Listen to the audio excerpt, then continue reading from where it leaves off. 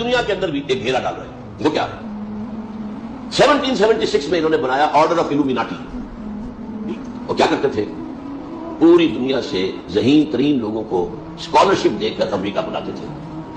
یہ road scholarship مل رہا ہے، اور جو آدمی خوشی سے جو آپ اپنے آپ میں سما رہا، مجھے وظیفہ مل گیا، وظیفہ مل گیا، وظیفہ مل گیا، امریکہ جاؤں گا، امریکہ جاؤں گا، تعلیم حاصل کروں گا.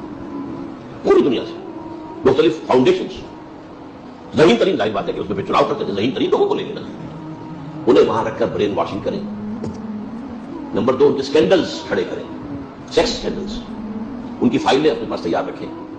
وہ لوگ جب واپس جائیں اپنے ملکوں میں اہم پوزیشن میں جائیں گے، پھر ہمارے اعلی کار ہوں گے اور ہماری بات ماننے سے انکار کریں گے تو ہم بتا دیں گے دیکھو تمہارا یہ سیکس اسکینڈل ہمارے پاس ہے، ہم تمہارے ملک میں کام کر دیں گے، تمہاری چودراہٹ، تمہاری قیادت سب ختم ہو جائے گی. یہ کہلاتا ہے آرڈر آف الومیناٹی 1776.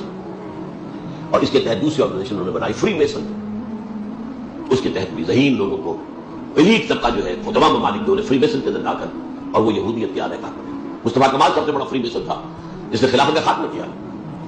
4 کردی ترک نادر نے خلافت کی قبا، سادگی اپنوں کی دیکھ، اوروں کی عیاری بھی دیکھ.